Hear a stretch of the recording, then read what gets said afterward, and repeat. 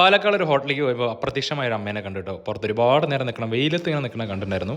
അപ്പോൾ ഭക്ഷണം കഴിച്ചോ ഇല്ലെന്ന് ചോദിച്ചു നോക്കാമെന്ന് വിചാരിച്ച് ചോദിച്ചതാണ്. കഴിച്ചോ? ഭക്ഷണം കഴിച്ചമ്മ? വാങ്ങി തരാം കേട്ടോ, വാങ്ങിട്ട് വരാം.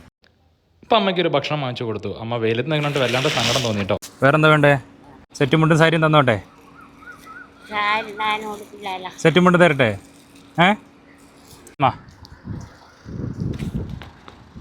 അപ്പോൾ ഇത് കൊണ്ടുവന്നപ്പോൾ അമ്മയ്ക്ക് ആകെ ടെൻഷനായി. അപ്പോൾ ഒരു സൈഡിൽ നിന്ന് കൊടുക്കാൻ വിചാരിച്ച് കൊടുത്താണ്. അപ്പോൾ അമ്മ എന്നെ ഇങ്ങനെ നോക്കുന്നുണ്ടായിരുന്നു. അമ്മയ്ക്ക് ഇത്രയും കൊടുത്തപ്പോൾ ആകെ വല്ലാതൊരു ടെൻഷനായിട്ടോ. അപ്പോൾ ഇത്രയ്ക്കൊക്കെ വേണോ മോനെ എന്നാണ് അമ്മ ചോദിച്ചത്. അമ്മയ്ക്ക് കയ്യിൽ പിടിക്കാൻ ബുദ്ധിമുട്ടായപ്പോൾ ഒരു ബാഗും കൊണ്ടുവന്ന് കൊടുത്തുട്ടോ ഞാൻ. എൻ്റെ വീട് തിരുവില്ലാമല പുത്താമ്പള്ളിയാണ്.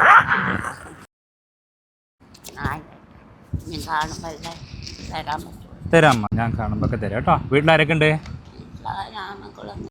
ആരുമില്ല. അമ്മ ഒറ്റയ്ക്കാണോ? അമ്മയുടെ കാര്യങ്ങളൊക്കെ ഒരുപാട് പറഞ്ഞിരുന്നു. അമ്മയുടെ കാര്യങ്ങളൊക്കെ കേട്ടപ്പോൾ ഭയങ്കര വിഷമമായിട്ടോ. ആരെങ്കിലും ആ വഴി കൂടെ പാലക്കാട് പോകണമെങ്കിൽ അന്ന ഹോട്ടൽ എന്ന് പറഞ്ഞ ഹോട്ടലിൻ്റെ മുന്നിൽ എപ്പോഴും അമ്മയുണ്ടാവും. പറ്റാവുന്ന പോലെ ഒന്ന് സപ്പോർട്ട് ചെയ്യണേ. ഇത് വെച്ചോളൂ.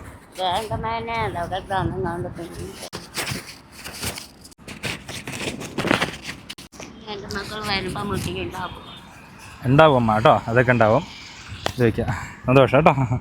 അപ്പോൾ ഇത് കൊടുത്തോളൂ.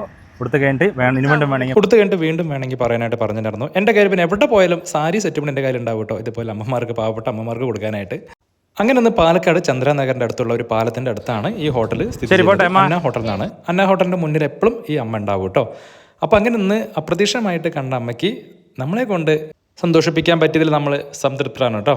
നമ്മൾ വളരെ സന്തോഷത്തോടെയാണ് ഇന്ന് കഴിച്ചതിനേക്കാളും ഏറ്റവും കൂടുതൽ സന്തോഷം ഈ അമ്മയ്ക്ക് നമ്മൾക്ക് ഒരു സർപ്രൈസ് കൊടുക്കാൻ പറ്റി എന്നതാണ് നമുക്ക് ഏറ്റവും വലിയ സന്തോഷം കേട്ടോ. അമ്മ നേരത്തെ തന്നെ വീട്ടിലേക്ക് പോയി.